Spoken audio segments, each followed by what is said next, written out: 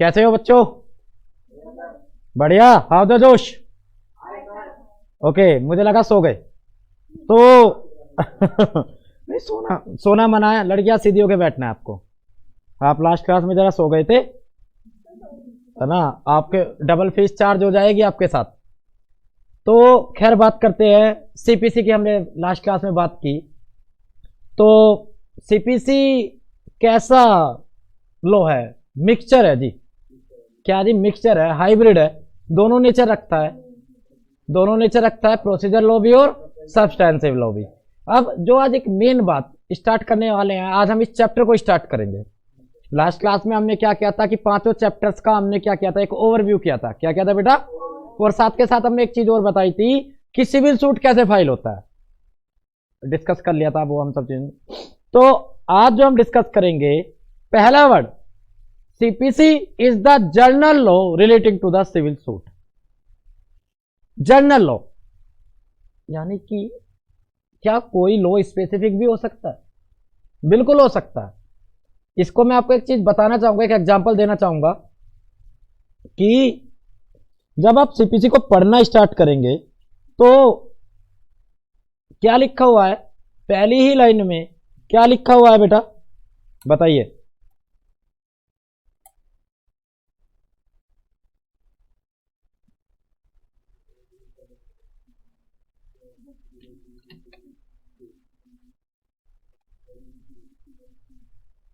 The civil procedure code is the general law relating to the civil suit.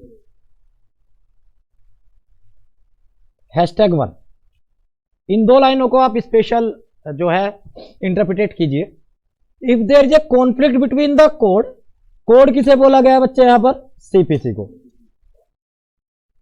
If there is a conflict between the code and the special law prevail over the CPC. इस चीज को मैं आपको समझाना चाहता था।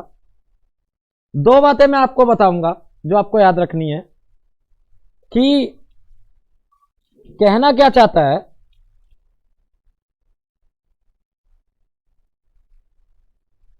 पहली line में क्या बोला कि CPC is the general law relating to the civil suit, जैसा कि अभी हमने नोट्स में देखा। इसका मतलब क्या है कि अगर कोई सिविल ऑफेंस है, अगर कोई सिविल ऑफेंस है और उस सिविल ऑफेंस के लिए दो लॉ बने हुए हैं, एक तो जो उसको लेकर स्पेसिफिकली बना हुआ है और दूसरा कौन सा हुआ? सीपीसी। और इन दो में लड़ाई हो गई। क्या हो गई इन दोनों में बेटा?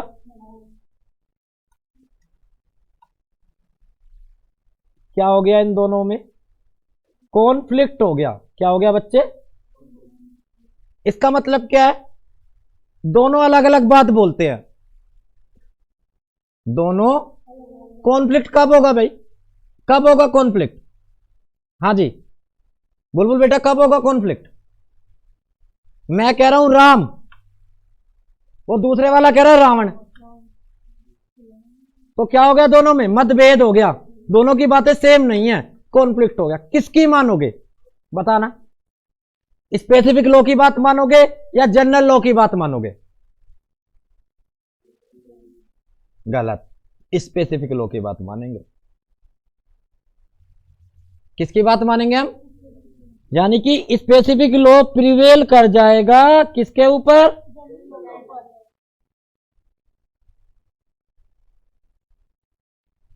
सर ऐसा क्यों? एक्चुअली लॉ में एक डॉक्ट्राइन है, मैं आपको बताना चाहता हूं ऐसा क्यों हुआ है। ठीक है, सर ने रटी रटाई बात मान ली, जो सर बोलेंगे वो मैं मानूंगा या मानूंगी, लेकिन क्यों? मैं तो लॉ स्टूडेंट हूं, मैंने आपको पहले बताया था हर चीज का क्यों होना पता होना चाहिए। लॉ के हिसाब से ऐसा क्यों हुआ, बताइए भाई क्यों हुआ? देखो एक समझना, लॉ में एक डॉक्ट्राइन आता है ऑफ हार्मोनाइज कंस्ट्रक्शन। क्या नाम है इसका? Harmonise construction. क्या कहता है ये डॉक्ट्राइन? सुनना जरा ढंग से, कि अगर किसी मैटर के लिए, क्या कहता है डॉक्ट्राइन? कोई पर्टिकुलर मैटर है और उसके लिए जनरल लॉ और स्पेसिफिक लॉ, बने हुए हैं, मतलब एक तो उसका अपना लॉ बना हुआ है। स्पेसिफिक लॉ का क्या मतलब है? इस मैटर का अपना लॉ, इस मैटर का, और अपने तो अपने होते हैं, तो हम किसकी बात मानते हैं? फिर हम अपनों की। किसकी बात मानते हैं? और इन दोनों के बीच में भैया झगड़ा हो गया, कॉन्फ्लिक्ट हो गया। क्या हो गया? तो ये डॉक्ट्राइन क्या कहता है? As per this doctrine specific law prevail कर जाएगा। किसको? बात समझ में आई या नहीं आई? तो स्पेशल पॉइंट नोटिंग का क्या है, सुनिए जरा, लिखिए case first. Special point noting का लिखिए बेटा, case first. If there is a conflict, if there is a conflict between provision of specific law and civil law and civil procedure code, civil procedure code को आप यहां पर क्या बोल रहे हो? क्या बोल रहे हो? General law.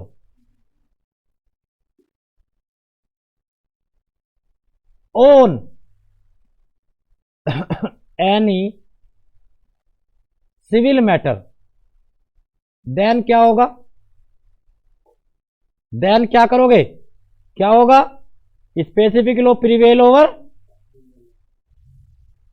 Specific law prevail over general law.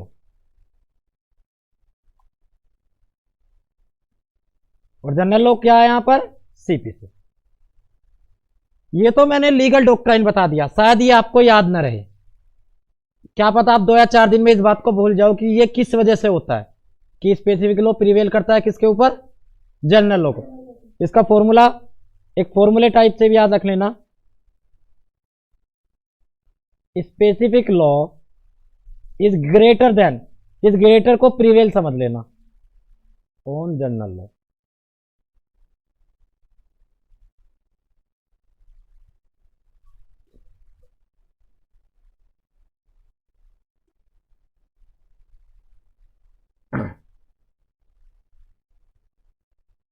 अब मैं आपको एक ऐसा एग्जांपल देने जा रहा हूं, स्टोरी वाला। कौन से वाला? देखिए, एक नॉर्मल एक एग्जांपल लेते हैं डे टू डे लाइफ का। एक पेशेंट है, क्या है? एक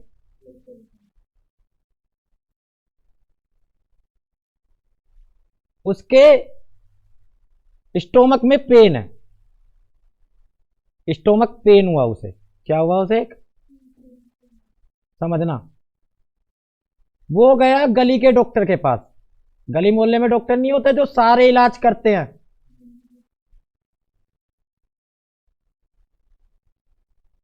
गली का डॉक्टर, यानी कि ये हो गया आपका जनरल डॉक्टर। कौन सा डॉक्टर हो गया? जनरल फिजिशियन हो गया।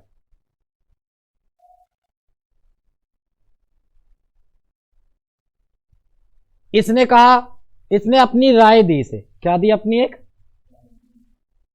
एक सजेशन दिया कि आपको ये करना है।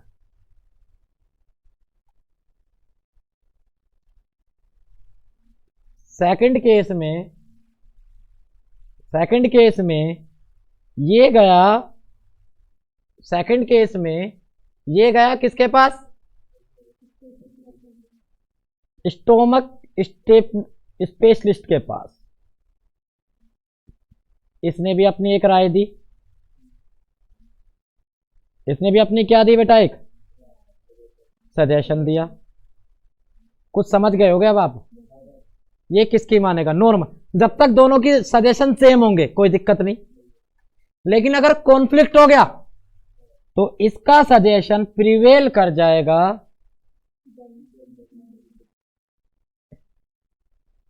It is a doctrine of harmonise construction. इसे नहीं भूल पाओगे आप।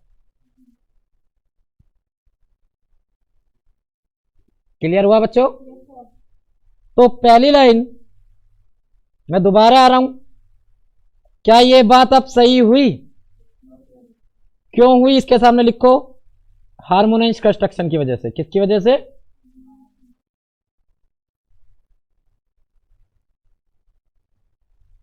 अब दूसरी बात,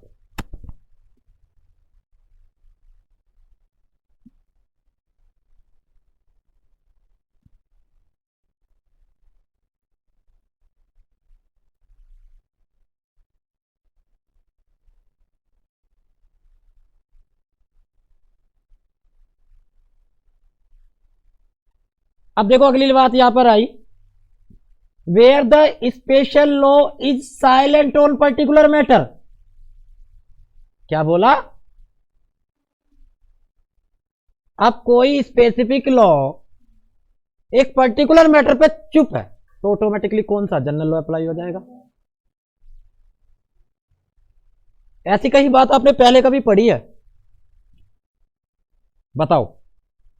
पार्टनरशिप एक्ट में ऐसे बहुत सारे प्रोविजन आपने पढ़े होंगे कि अगर पार्टनरशिप एक्ट किसी प्रोविजन को, अगर डीड किसी प्रोविजन को लेकर साइलेंट है, पार्टनरशिप डीड किसी प्रोविजन को लेकर साइलेंट है, तो partnership act apply automatically apply हो जाता है।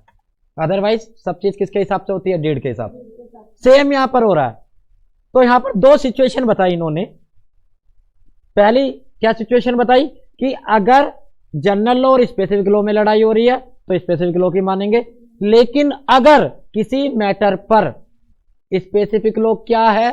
साइलेंट है, तो आपका जो सीपीसी जो जनरल लॉ है वो क्या हो जाएगा? ऑटोमेटिकली उस मैटर के ऊपर क्या हो जाएगा? अप्लाई हो जाएगा। Is that clear? अब सीपीसी में किस किस तरीके के डिस्प्यूट्स जाते हैं? पहला, प्रॉपर्टी को लेकर डिस्प्यूट।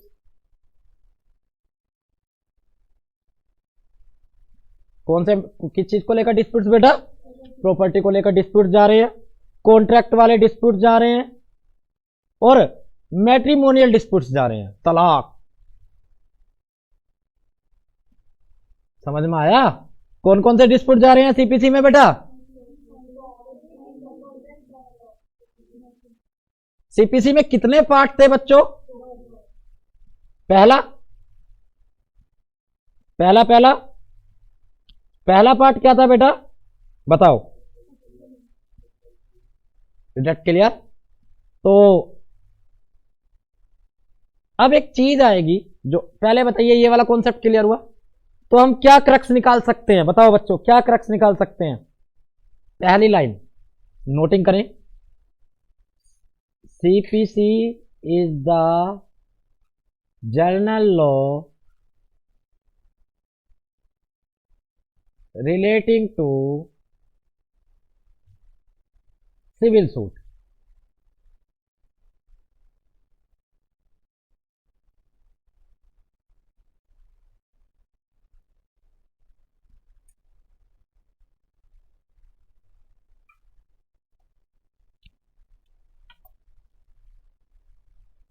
दूसरा, if there are conflict between, conflict word use कर दो या इनकंसिस्टेंसी भी यूज कर सकते हो, between CPC and specific law on civil matter,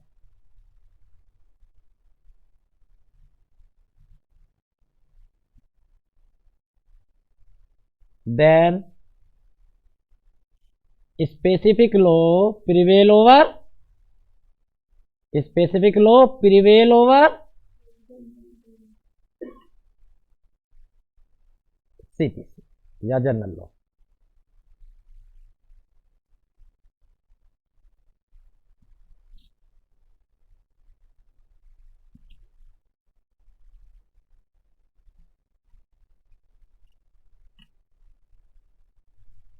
तीसरा केस,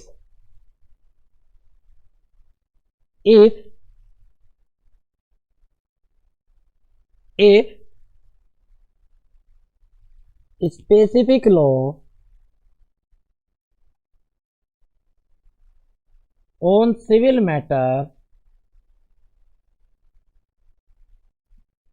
इज साइलेंट। क्या है बेटा वो?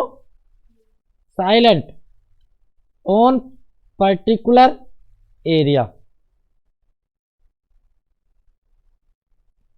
Then CPC will automatically apply।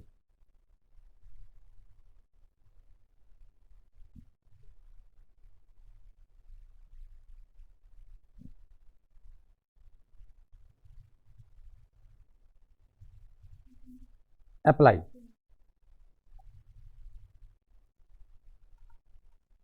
Clear बच्चों? अब आपको एक वर्ड आएगा कोज ऑफ एक्शन। एक वर्ड होता है क्या बेटा? ये एक्चुअली दो कॉन्सेप्ट से मिलकर बना हुआ है। मैंने आपको बताया था एक प्लेंटिफ है। भाई प्लेंटिफ का मतलब कौन था? कोई बताएगा? जिसका नुकसान हुआ है। लास्ट क्लास की बात याद है? प्लेंटिफ का मतलब क्या था? जिसका नुकसान हुआ है। प्लेंटिफ गया कोर्ट में। कहां गया? अब ये कोर्ट में दो बातें बता सकता है। एक तो जो इसे मिलना चाहिए था वो ना मिला,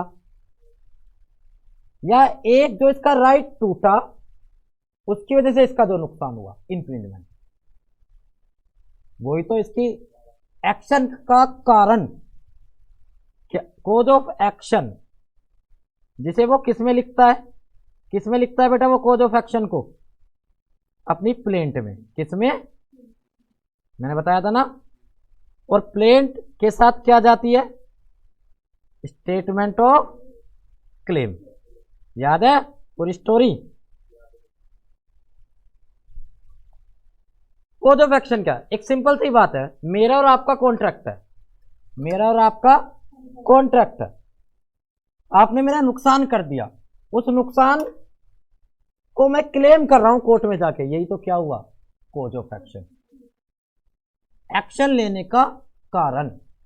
एक तो जो मुझे मिलना चाहिए था वो नहीं मिला, या मेरा नुकसान हुआ है, मेरे राइट टूटा है, इंफ्रिंजमेंट ऑफ राइट हुआ है।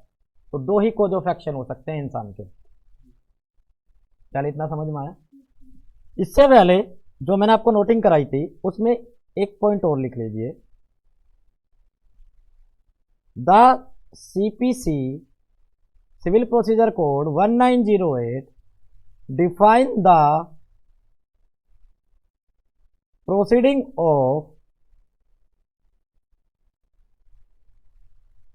बताना कौन कौन सा? नंबर 1 बताओ, कौन सी प्रोसीडिंग बताता है? मैट्रिमोनियल डिस्प्यूट, प्रॉपर्टी डिस्प्यूट्स और breach of contract. Property disputes. अच्छा बताना बेटा, प्रॉपर्टी को लेकर क्या क्या कारण हो सकते हैं? बताना। कब्जा, ये केस बन सकते हैं प्रॉपर्टी के। लीज बन सकते हैं, नहीं बन सकते? लेकिन अगर प्रॉपर्टी को लेकर संपत्ति विवाद हो गया, लड़ाई हो गई, फौजदारी हो गई, फिर ये मैटर कहां चला जाएगा? क्रिमिनल में। इतना सिंपल समझ में आया? दूसरा जी breach of contract. Breach of contract में कौन कौन से आएंगे? ये तो आप जानते हो, जो भी कॉन्ट्रैक्ट बना होगा। तीसरा मैट्रिमोनियल डिस्प्यूट्स।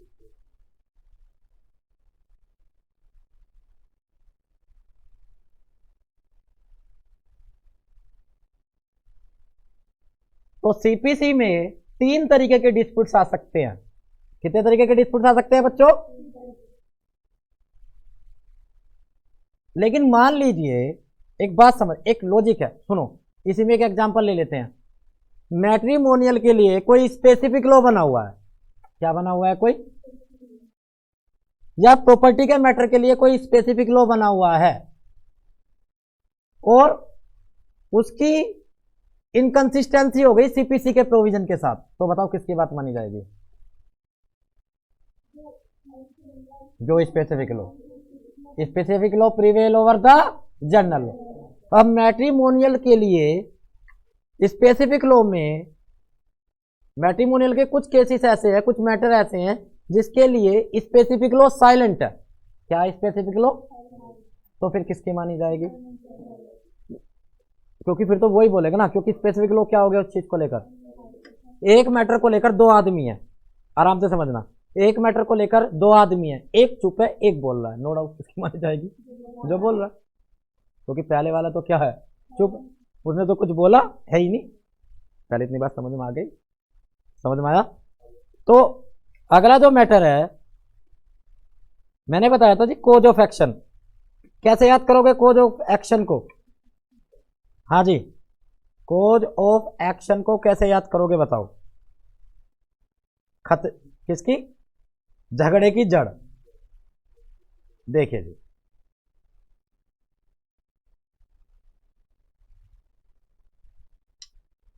क्या बोला है जी कोज ऑफ एक्शन के बारे में? Cause of action means refer to every fact. क्या बोला इसने? Refer to that would be necessary for plaintiff to prove in order to support his right। जो उसे क्या करना है, किसको प्रूव करना है? डिफेंडेंट को या प्लेंटिफ को? प्लेंटिफ को, क्योंकि भाई चला तो वही है ना कोर्ट में, तो प्रूव कौन करेगा? वो प्लेंटिफ बोलेगा जी देखिए इस ब्रीच ऑफ कॉन्ट्रैक्ट की वजह से मेरा नुकसान हुआ है, इतना हुआ है, तो कौन प्रूव कर रहा है? समझ में आई बात या नहीं आई? अब कोज ऑफ एक्शन एक लाइन हो रहा है कि जब तक देख मत, जब तक झगड़ा नहीं होगा तो क्या केस फाइल होगा? झगड़े का मतलब समझना है, यहां पर झगड़े का मतलब गोली वोली नहीं है, यहां पर सिविल सूट। जब तक मान लीजिए मैं प्लेंटिफ हूं और फॉर एग्जांपल सत्यम के अगेंस्ट में केस फाइल करने जा रहा हूं, सूट फाइल करने जा रहा हूं, मैं कोर्ट में पहुंचा, जज साहब ने कहा कोज ऑफ एक्शन बताओ, मैंने कहा जी पता नहीं, तो जज साहब आए, क्या कहेंगे? आप यहां क्यों आए हो? क्या कहेंगे जज साहब? आप यहां, बिकॉज अगर कोई डिस्प्यूट होता आपके बीच में तो आपको पता होता ना। लॉजिक समझ में आया नहीं आया? कोज ऑफ एक्शन, अगर कोज ऑफ एक्शन नहीं होगा तो क्या सूट फाइल होगा? सिंपल। तो ये लाइन समझिए, it may be noted that no civil suit shall be filed without cause of action, in simple. या इसमें भी कुछ और बताऊं बेटा? अरे बच्चों, बीमारी, आप डॉक्टर के पास गए, डॉक्टर ने कहा जी आपको क्या बीमारी है? देखो ऐसे समझो, डॉक्टर को जज समझो, डॉक्टर को क्या समझो? जज समझो। आप डॉक्टर के पास गए और डॉक्टर साहब ने कहा हाँ जी बताओ जी क्या दिक्कत हुई? क्या लगी जी कोई दिक्कत नहीं है, दवाई दे दो। लॉजिक समझ में आया? सिंपल सी बात। ऐसी जज साहब हैं, जज साहब क्या कह रहे हैं प्लेंटिफ से? कोज ऑफ एक्शन बोला। If there is a no cause of action तो no civil suit, no cause of action no civil suit, बराबर बोले तो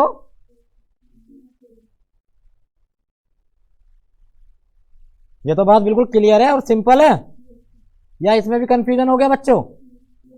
बिल्कुल है। तो कोज ऑफ एक्शन में दो चीज हो सकती हैं, चाहे तो आप अपना हक मांग रहे हो, राइट मांग रहे हो, या आपका कोई हक टूट गया उसके लिए क्लेम मांग रहे हो। Is that clear? तो cause of action based on two facts set, कौन कौन से? राइट या इंफ्रिंजमेंट ऑफ राइट। समझ में आया नहीं आई बात बेटा? क्या मांग रहे हो? देखो बिल्कुल सही बात है, मैंने अभी बताया था कि कोज ऑफ एक्शन कितने बेसिस पर डिपेंड करता है? दो, या तो राइट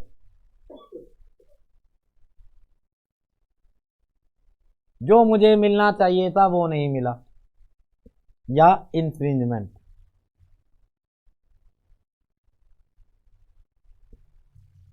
ऑफ राइट, जिसे क्लेम डैमेज कहते हैं।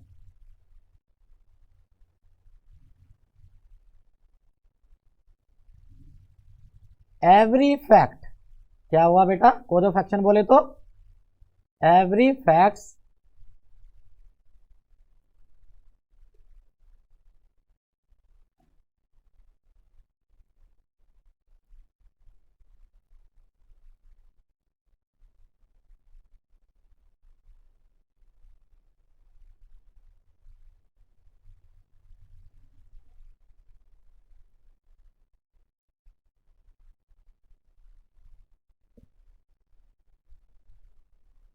चलें आगे।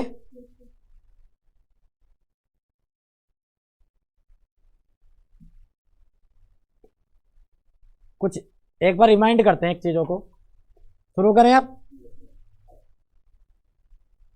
ये कौन साहब थे, प्लेंटिफ, कौन थे, क्या फाइल करी, क्या फाइल करी, plaint plus statement of,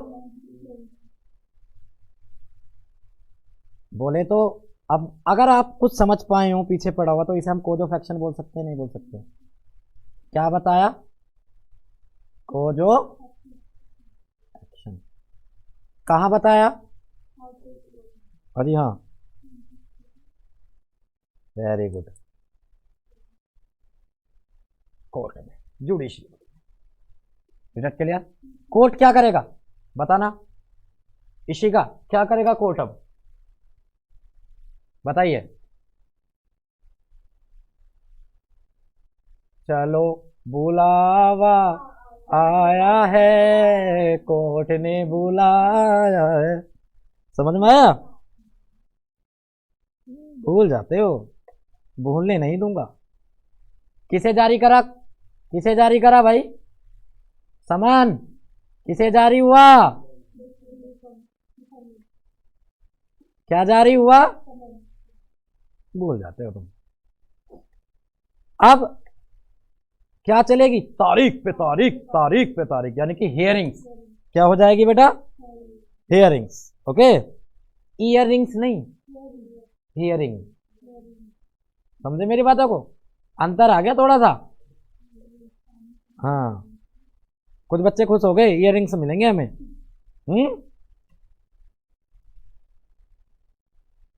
hearing में वही होगा जो होता है, क्या क्या होता है जी, बताओ जी, हियरिंग्स में क्या क्या होता है, power of civil suit last class में बताया था, ओथ, गीता की कसम,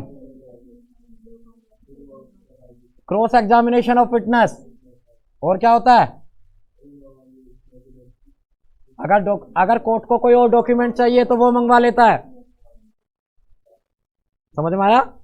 अब हियरिंग होने के बाद क्या निकाला कोर्ट ने, डिसीजन, डिसीजन दो रूप में निकाल सकता है, या तो डिक्री या ऑर्डर, थोड़ा समझना बेटा, और डिक्री और ऑर्डर के बेसिस पर क्या निकलता है, जजमेंट।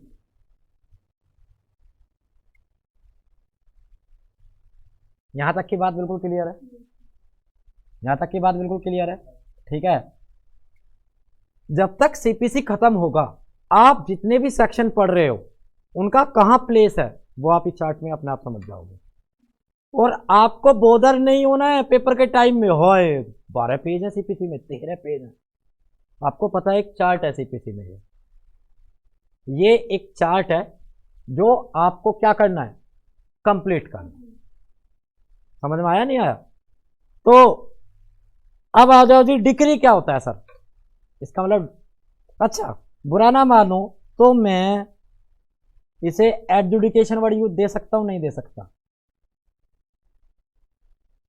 क्या वर्ड दे सकता हूं, एडजुडिकेशन, मतलब पूरी इंक्वायरी होने के बाद जिस कंक्लूजन पर जज पहुंचा है, एडजुडिकेटेड।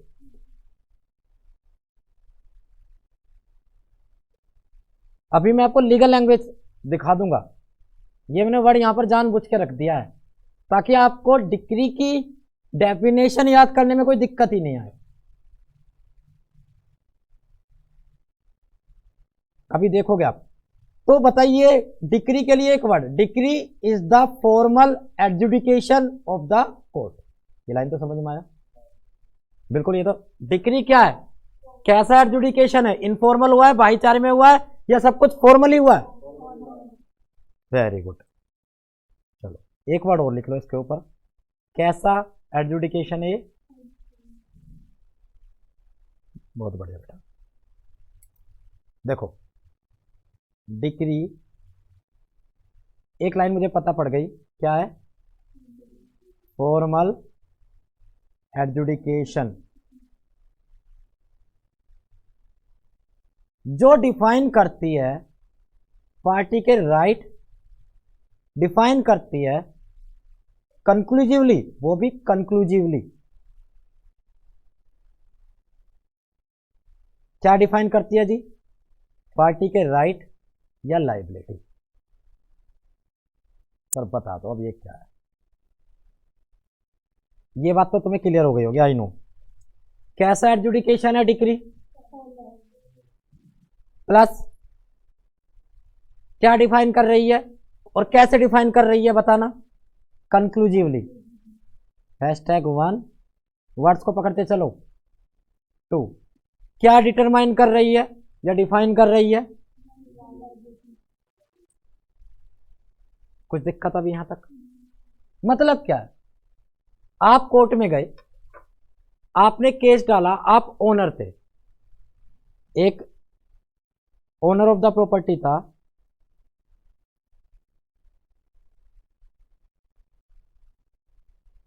क्या था बेटा? उसने कोर्ट में केस डाला टेनेंट के अगेंस्ट। किसके अगेंस्ट? किराए वाले केस कहां आएंगे? सीपीसी में आएंगे, नहीं आएंगे? प्रॉपर्टी डिस्प्यूट है। टेनेंट के अगेंस्ट केस डाला और कोर्ट ने डिसीजन दिया, और डिसीजन में क्या दिया? डिक्री दी। डिसीजन में क्या दी बेटा? डिक्री दी। और उस डिक्री में बिल्कुल क्लियरली बताया कि रेंट लेना इसका राइट है,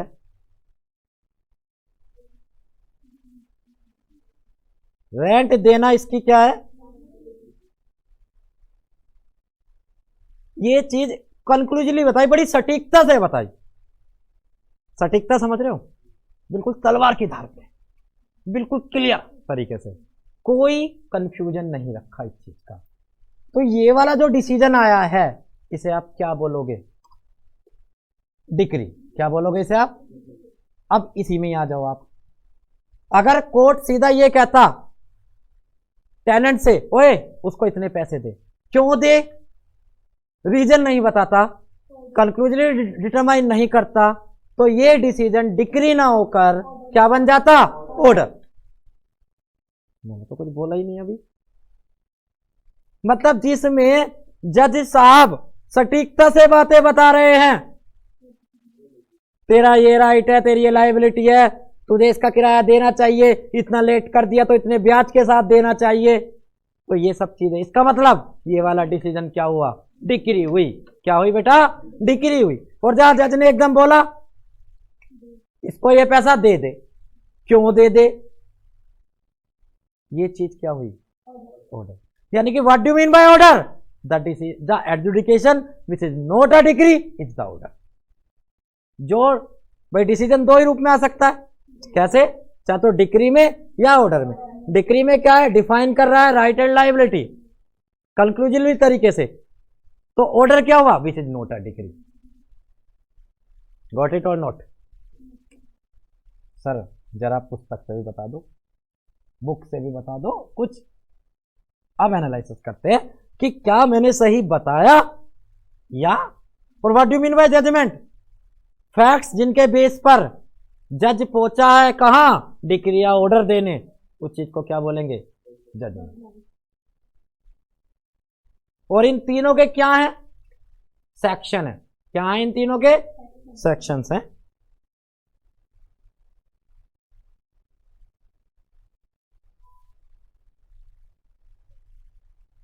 बच्चे कहते हैं सर हम बहुत हमें समझ में नहीं आता, क्योंकि पहले लोग को समझ लेना चाहिए, मेरा मानना यह है। छोटी सी डेफिनेशन है लॉ की, ज्यादा बड़ी दिक्कत ही नहीं है।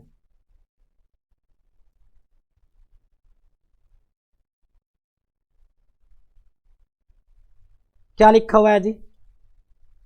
As per section 2 clause 2 a decree is the formal expression. मैंने सही बोला था? मिलाता चलूं क्या उस पॉइंट से? अपना चार्ट खोल लो, नोट्स में देख लो अगर आपने लिखा हो।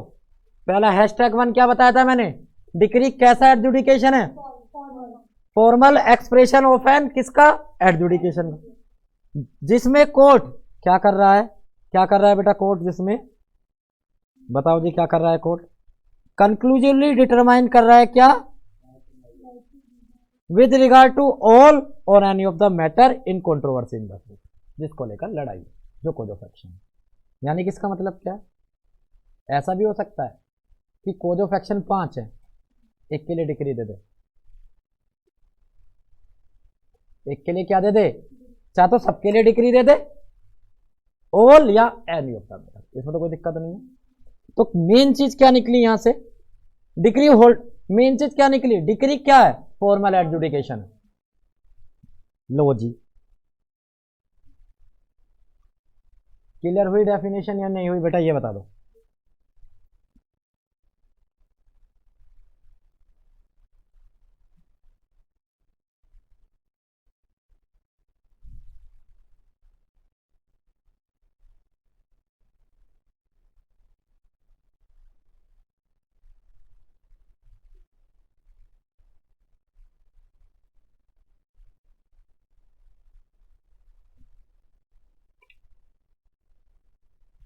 कौन सा सेक्शन है डिग्री का? Section 2 clause 2। अ डिग्री क्या है? फॉर्मल एक्सप्रेशन ऑफ एन किसका? एडजुडिकेशन का। मैंने बताया था ना, डिसीजन को क्या बोलेंगे? एडजुडिकेशन। जिसके फेवर में डिग्री गई है उस बंदे को क्या बोलेंगे? Degree holder. क्या बोलेंगे? Is that clear? तो बताना इस केस में डिग्री होल्डर कौन था जो हमने केस बनाया? ओनर। कौन था? Of property. हुज फेवर और हुज अगेंस्ट? डिफेंडेंट। समझ में आया बेटा?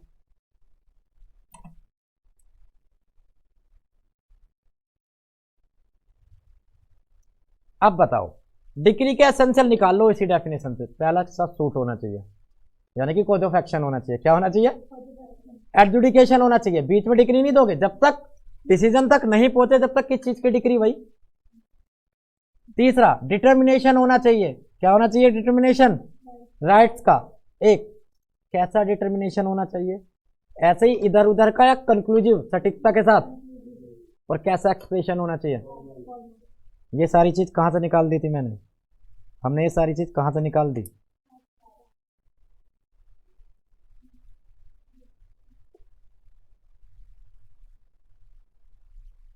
समझ में आया नहीं आया? अब डिग्री दोनों तरीके की हो सकती है। एक तो बीच में डिग्री दे दी कि पहले ये डिग्री ले जा, जैसे फॉर एग्जांपल ऐसे समझो कि किसी बीमारी का परमानेंट इलाज ना करके वो थोड़ा सा बीच में दे दिया, प्रिलिमिनरी भी। जैसे एंटरिम बेल हो जाती है, लाइक व्हाट, बेल नहीं हो जाती, बीच में जमानत, केस चलता रहता है, तो वो डिग्री क्या हो गई? Preliminary degree. क्या हो गई बेटा?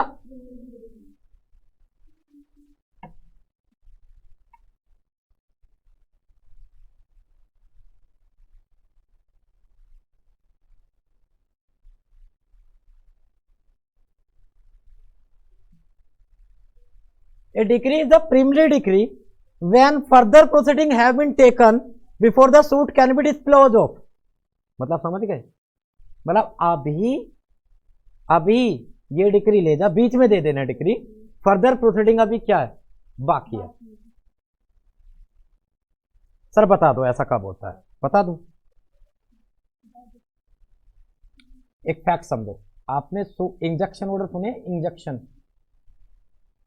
मतलब स्टे ऑर्डर टाइप जो हो जाते हैं, वो कैसी रिलीफ होते हैं? एंट्रिम। आगे का केस अभी बचता है। तो इसने बोला when some right are determined, देखो कितनी अच्छी लाइन बोली है। क्या बोला उसने?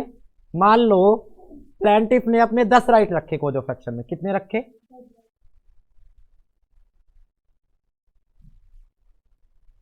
देखना, ए प्लेंटिफ है,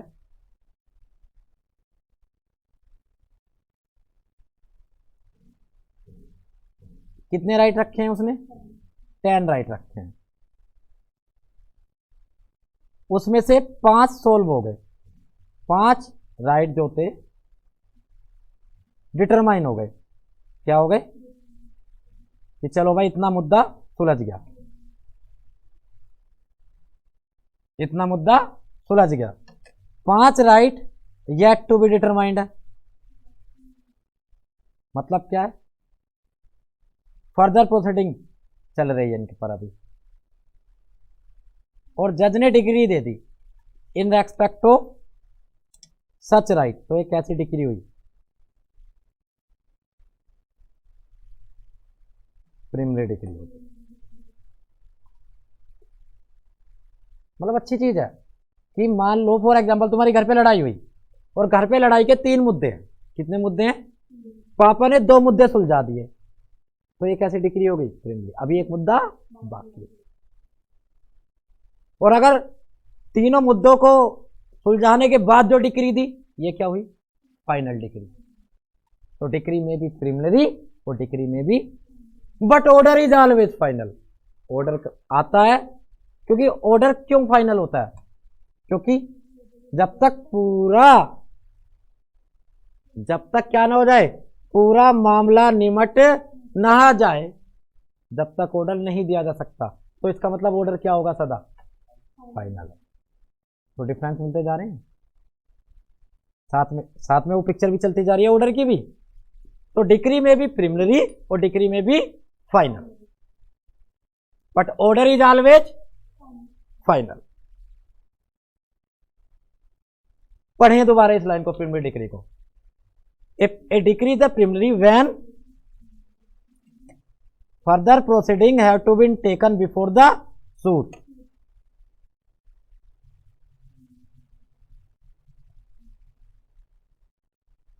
पॉइंट लिखिए, ये हो गया आपका फर्स्ट पॉइंट। लिखो इसे फर्स्ट पॉइंट बना के।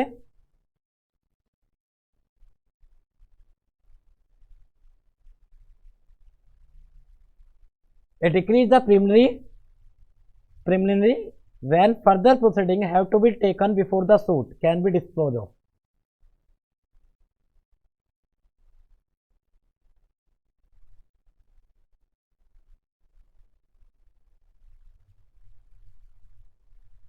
Second point, when some right are determined and some are yet to be determined। Preliminary degree का कुछ हो गया है, कुछ बाकी है। तो इसके लिए कीवर्ड क्या याद कर लोगे? पिक्चर अभी बाकी, पिक्चर अभी बाकी।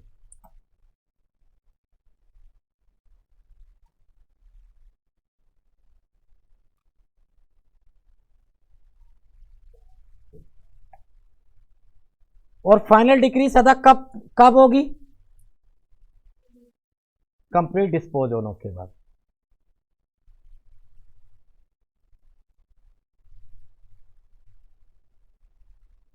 सर जी क्लियर हुआ? तो डिग्री में भी प्रीलिमिनरी और फाइनल।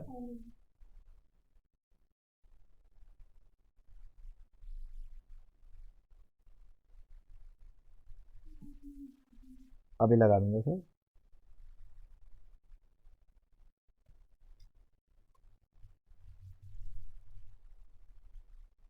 हाँ जी, ऑर्डर भी देखो, ऑर्डर भी क्या होगा?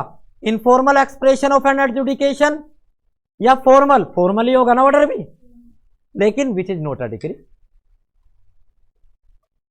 भाई जज साहब ने अगर डिग्री दे दी तो ऑर्डर नहीं देंगे, तो ऑर्डर को क्या बोल सकते हो? जो डिग्री नहीं, वो क्या हुआ? ऑर्डर हुआ।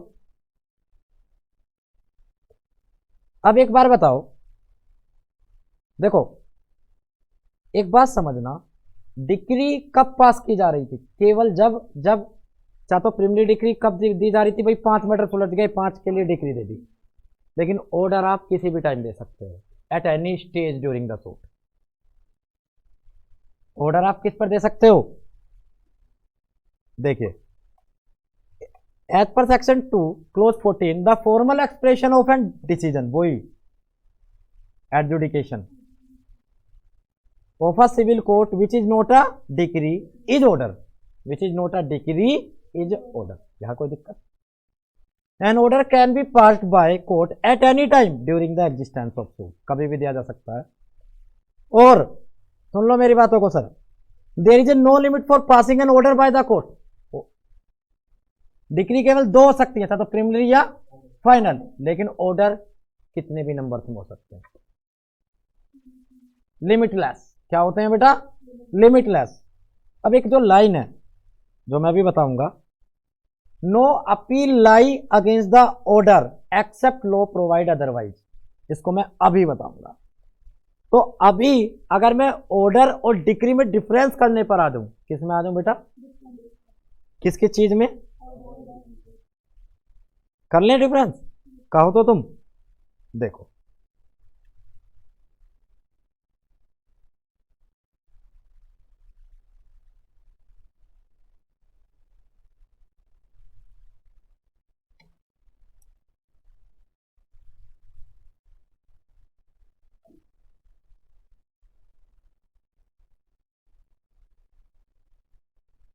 डिक्री का सेक्शन कौन सा है, सबसे पहला। ऑर्डर का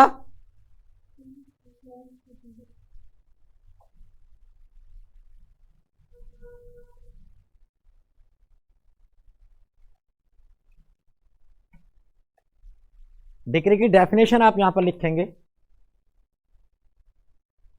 decree is the formal expression, क्या है डिक्री,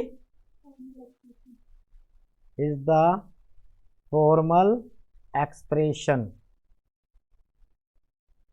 ऑफ एन एडजुडिकेशन या of an decision which conclusive determine the right of the party.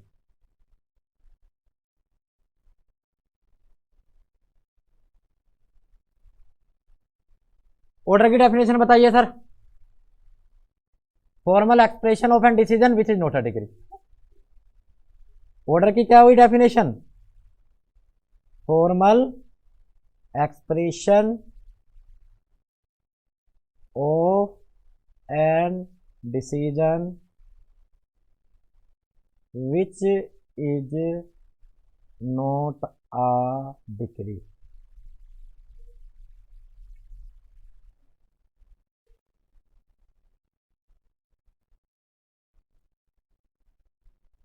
देखना बेटा, एक मिनट रुको, मैंने क्या बताया था, दोबारा इस चार्ट पर आ जाते हैं।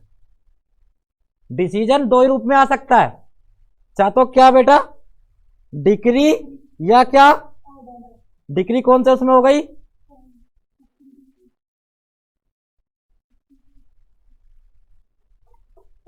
जो चीज डिक्री नहीं है वो क्या है, ऑर्डर है। मतलब अगर जज कंक्लूसिवली डिसीजन दे रहा है, सीधी बात समझ लो, अगर जज कैसा डिसीजन दे रहा है,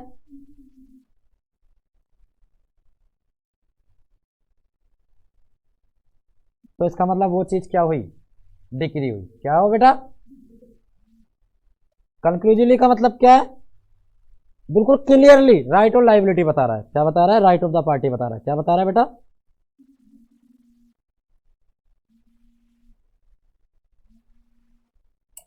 तो वो चीज क्या हुई बेटा, डिक्री हुई। और जो डिक्री नहीं है वो ऑर्डर है। बताना इसमें कौन से, बिल्कुल लीगली एनालिसिस हमने कर लिया, डिक्री में भी प्रिलिमिनरी और फाइनल, ऑर्डर इज ऑलवेज। अब मुद्दे की बात,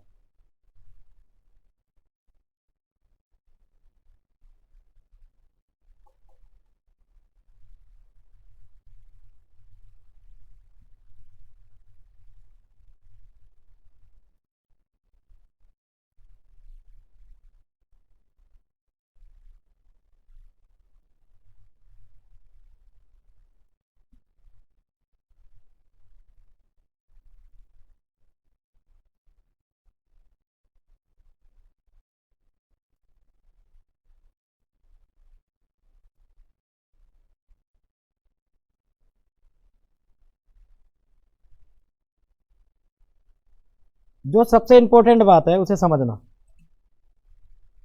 decree is always appealable.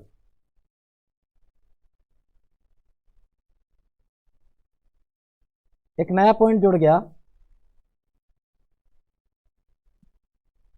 Unless prohibited by law.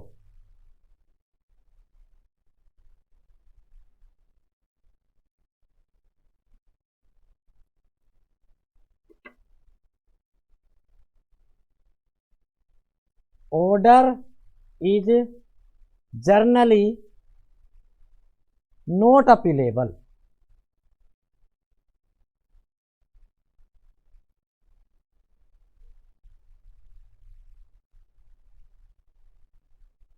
unless permitted by law।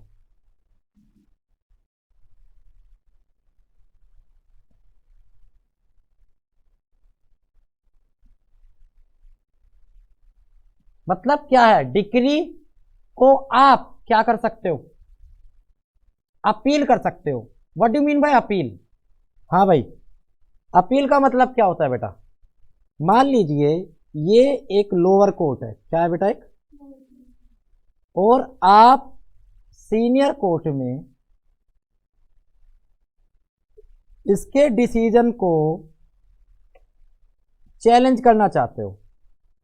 अब इसका डिसीजन दो रूप में हो सकता है। क्या करना चाह रहे हो इसके डिसीजन को आप, क्या करना चाह रहे हो बेटा, चैलेंज। अपील बोलते हैं जिसे, क्या बोलते हैं, सिंपल टर्म में समझना बेटा। What do mean by appeal? Challenging the order of the lower court. सीधी बात समझ में आया। अब दो चीज हो सकती हैं, अगर इसका डिसीजन डिक्री के रूप में है, किसके रूप में, केस फर्स्ट, केस फर्स्ट। दूसरा, इसका डिसीजन ऑर्डर के रूप में है, किसके रूप में है बेटा, केस सेकंड।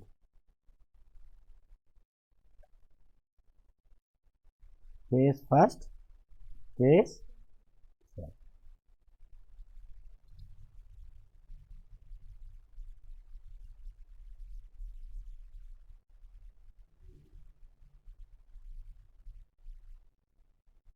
तो जनरली क्या बताया हुआ है सीपीसी ने, ऑलवेज अपीलेबल। क्या मतलब है, आप इसे आराम से अपील कर सकते हो, उसकी अपील इजीली एक्सेप्ट हो जाएगी सीनियर कोर्ट में। समझ में आया? सीनियर कोर्ट बोल देते हैं इसे, हायर कोर्ट बोल देते हैं, लोअर कोर्ट को सबऑर्डिनेट कोर्ट बोल देते हैं कोई। ये तो एक जस्ट एक एग्जांपल है जो मैं आपको समझाना चाहता हूं। अगर ऑर्डर है तो बताना क्या कह रहा है सीपीसी, क्या कह रहा है ऑर्डर। अगर ऑर्डर की अपील करने जा रहे हो आप, क्या कह रहा है, appealable, not appealable, generally not appealable. मतलब इतनी आसानी से ऑर्डरों की अपील नहीं होती।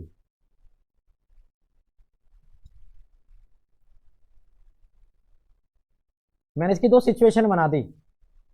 मान लीजिए मैं कोर्ट में गया, कोर्ट ने मुझे डिक्री दी, मैं सेटिस्फाइड नहीं हूं लोअर कोर्ट के उस डिसीजन से, मुझे डैमेज कम मिले हैं, मैं उसे चैलेंज करना चाहता हूं, मतलब अपील में जाना चाहता हूं, कहां, हायर कोर्ट्स में। तो वो क्या मेरी एक्सेप्ट हो जाएगी? यस, क्योंकि मुझे डिक्री मिली थी। क्या मिली थी? I am the decree holder. Okay. अब दूसरा केस क्या था, कोर्ट ने ऑर्डर दे दिया एक बार, क्या दे दिया, लोअर कोर्ट ने ऑर्डर दे दिया और आप उसके ऑर्डर को चैलेंज करना चाहते हो, अपील करना चाहते हो हायर कोर्ट्स में, सीनियर कोर्ट्स में। क्या वो इजीली अपीलेबल होगा? नहीं। इसका मतलब सिंपल टर्म समझ लो, डिक्री की आसानी से अपील हो जाती है, डिक्री की आसानी से अपील, क्योंकि वो क्या है, परमिटेड बाय लॉ। उनकी अपील क्या है बेटा, लेकिन ऑर्डर के केस में अपील क्या है, generally prohibited by law, generally. लेकिन हाँ, कुछ ऐसे ऑर्डर हैं, आगे मैं पढ़ाऊंगा, जिन जो अपीलेबल हैं। समझ रहे हो मेरी बातों को? यानी कि और इसे सिंपल टर्म में और कैसे कर सकते हो आप, ऐसे समझ सकते हो कि अगर डिक्री मिली है आपको, क्या मिली है बेटा, तो इजीली अपीलेबल है। क्या है बेटा, लेकिन ऑर्डर के केस में कुछ ऑर्डर, मैक्सिमम ऑर्डर क्या है, अनअपीलेबल है। Maximum order are not appealable, क्या है बेटा? लेकिन मैं फिर भी बोल रहा हूं, सर्टेन ऑर्डर आर, कुछ ऑर्डर हैं जिनकी अपील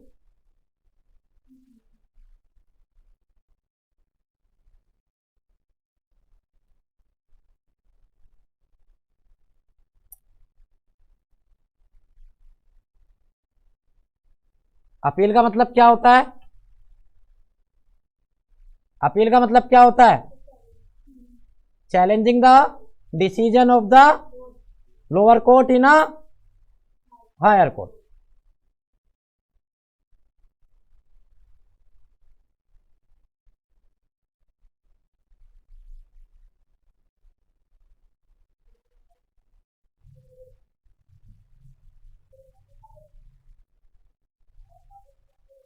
अब अगली चीज पर आ जाइए।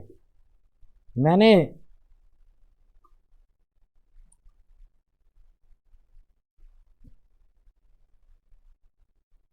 डिक्री में भी बताया था पहले, डिक्री में भी प्रिलिमिनरी और फाइनल, है ना? और order is always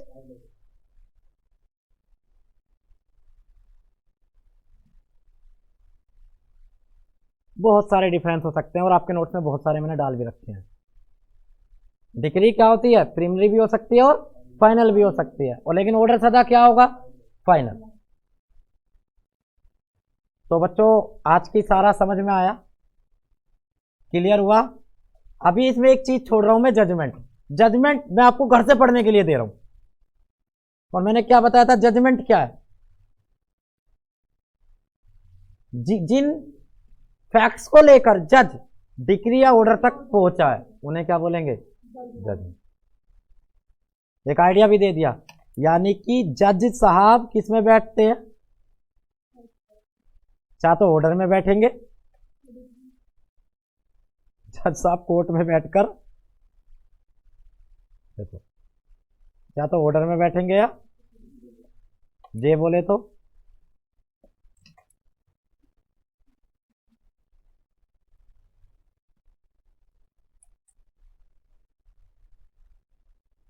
it clear for everyone? तो बच्चे फिर मिलते हैं नेक्स्ट क्लास में।